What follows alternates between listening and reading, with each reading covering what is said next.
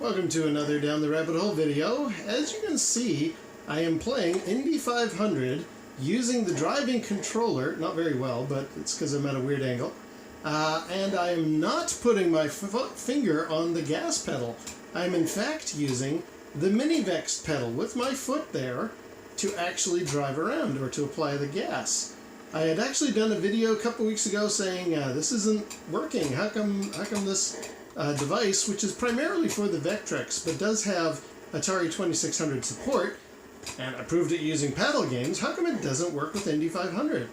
And Larry, the guy who actually built this and very kindly sent me an actual piece of hardware himself, did send me a little message saying, I did sort of mention in the instruction manual there is sort of a secret way to make this work, and foolishly I did not check the manual before doing my video.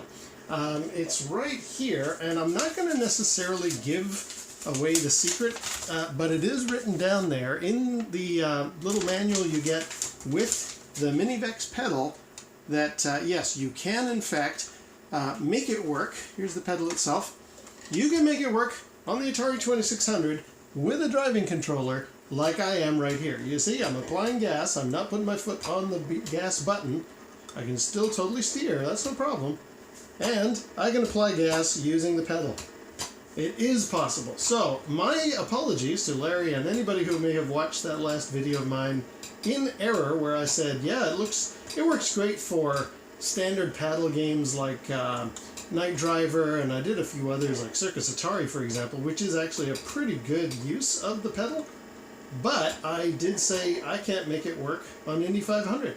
I totally can, and big thanks to Larry for letting me know it is possible. So, I just thought I would take this opportunity to show there are actually a really nice number of homebrew games and other applications for the Atari 2600 that I think the VEC pedal worked for. There was actually another little trick that Larry had told me about that really changes up some standard joystick games.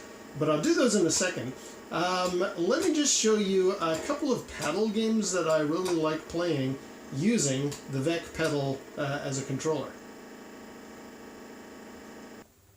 So this one is Encounter at L7, and it's a kind of a regular shooter, but what I really like about this is it uses the paddle in a really unique way. You just basically want to shoot those guys approaching. You use the paddle to move your ship and where you're aiming your guns, which is that yellow thing under the word Data Age at the top. Let me just show you. If I hit the pedal button, then I can steer where my shots go. And I want to essentially just shoot down all these bad guys as they approach. And then if I let go, it makes my ship disappear and reappear where I place the cursor. So it's a really neat homebrew. I think it's a homebrew, although Data Age, maybe this was an original release. I had never heard about this. I was doing some searches for what are some really good paddle games, and this was one that I had discovered, and I was like, ooh, this is a lot of fun. And because you use this almost exclusively with your finger on the button all the time, I actually recommend using the pedal for this. It sort of eases off the pain induction on your thumb for always holding the button in. I mean, you do let go sometimes, but this is more of a game where you keep the button down almost exclusively. I just got another life. And I highly recommend it. So yes, Encounter at L7, really good paddle game generally speaking, but a really good test case for the Vectrex pedal edition. Every once in a while, a red UFO comes along, that guy there, and he's harder to hit, but he's also worth more points, so that's kind of cool. Anyway, Encounter at L7, a really good use for the Vectrex pedal. I had thought there was another paddle game, but I can't find it, so I'm going to move right on to joystick application now.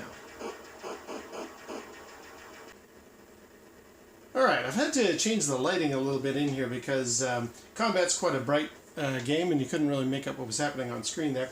But Larry says actually if you hook up your joystick to the Vectrex pedal, each of these selections is like a contact. Like if I leave it in position 4 and I press the pedal, I'm hoping you can see that the tank is actually rotating to the right.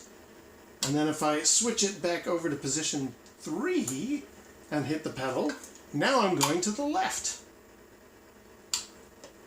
And the best one is if I put it in position number 1, that's like applying the gas. And that's really, really good because that means I can sit here and actually drive my tank properly and not have to push up at the same time. Now that seems like a bit of a waste, but it does give the tank control a little more kind of a feeling of like this feels more intuitive, and you can actually do all the other controls. Now, sure, what's the big deal? You know, you're going to do left and right. That's not a big problem, and it's easy enough to push up. So is the addition of the pedal that major? Well, it is, because there's a couple of other games that I think benefit from this. For example, here's Grand Prix. Now I can use that as the gas and concentrate on just going up and down to avoid the other traffic. And if I want to, it's hard to do this and talk at the same time, as per almost all racing games. But now I can I can concentrate on just my side to side, up and down, whatever way you want to describe it with this orientation. And it actually feels a lot more intuitive this way. I like this. And then I just pull back to apply the brakes. Not have to worry about pushing forward or holding the button down. It feels to me more like a proper racing game when I use this implementation. Oh, look out for the oil slick. When I use this implementation of the gas pedal. Besides, this is using the gas pedal exactly for what it was intended to be. A gas pedal.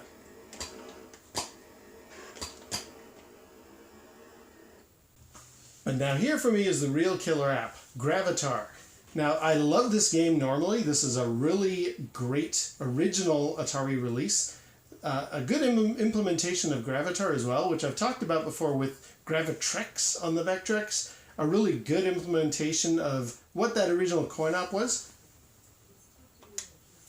Let me now show you. I've mapped the pedal to actually being the gas pickup. I'll show you what I mean here. So let's start again. And I'm still using the joystick for my thrust. I find this game requires a bit of implementation that's a little dicey. You got to be very, very careful on your movement in this game. And I was finding, I did try using the pedal as the gas, but there's so many times you got to just dodge in and out of shots. I was just like, no, I got to be careful here. I think the joystick for left and right, because you're doing it very rapidly, very carefully, it's better to leave it with the original default controls. But the thing that's tricky with this game is you need to pull back to pick up the little, I think it's fuel in this game, or maybe it's survivors, I can't remember. So I find just using the pedal as the pickup, that's a way better use. And it makes it less complicated.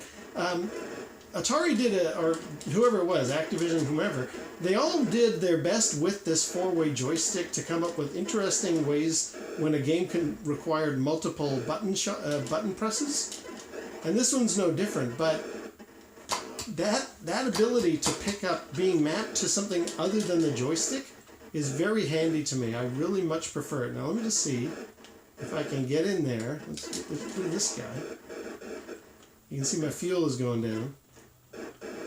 It's just, oh darn it, I died. Okay, let's get down there, pick up that last thing, because I really, really like this game. This is an amazing design of a 2600 title, but the lack of buttons on the controller means you really got to be tricky with it. Darn it, that green guy's really going to kill me, isn't he? Can I get in there? See what I mean? It's tricky. Got him. Okay, and now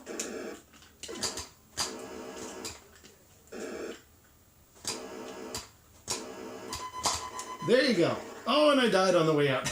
But you see what I mean? It's so much better for me to be able to use the controls with a pedal, because there's a lot to keep track of on this game, and if you're also trying to remember which way does up go, what does that do,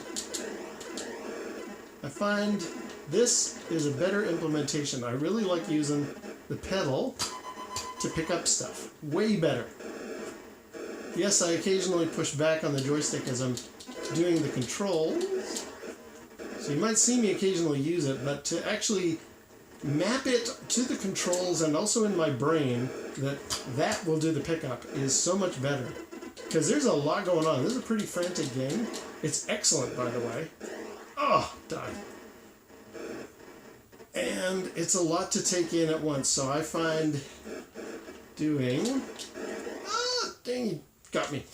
I find that's a really good use of the pedal controller, and the fact that you can map this thing for any direction on the joystick. I think it'd also be really good for asteroids. Now, interestingly, I did try for the driving stuff.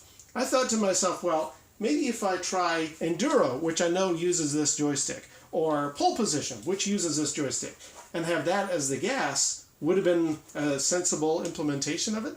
Unfortunately, it actually doesn't work very well because in Pole Position's case, you're constantly moving forward and you really just use the button to apply the brakes, which is counterintuitive. So I was thinking, if I wanted to map this as the brakes, that doesn't really work. I think I'd leave it as this. And with Enduro, you use that as your accelerator, but not like a gas. It's more like speed up, speed up, speed up.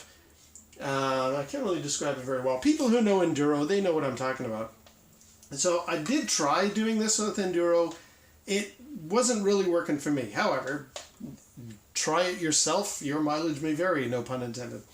Anyway, so yes, I take it back. The driving controller, or sorry, the MiniVex Pedal does work with the Atari driving controller. I have done it. You've seen it working legitimately on Indy 500. It totally works. And the other use for it on games like Encounter at L7 or mapping it with the joystick, there's a lot of different options here. So, as they say, you definitely want to, at all times, read the fine manual like I did not do. Do that next time. And you will discover a whole world of possibilities that this little piece of hardware can offer. Before I go, I do have one last little idea that I'm going to be toying with. Spoiler for an upcoming use case for the MiniVex pedal is, I think we're also going to try it on another piece of hardware. But we'll leave that for another time. Until next time, we'll see you down the rabbit hole.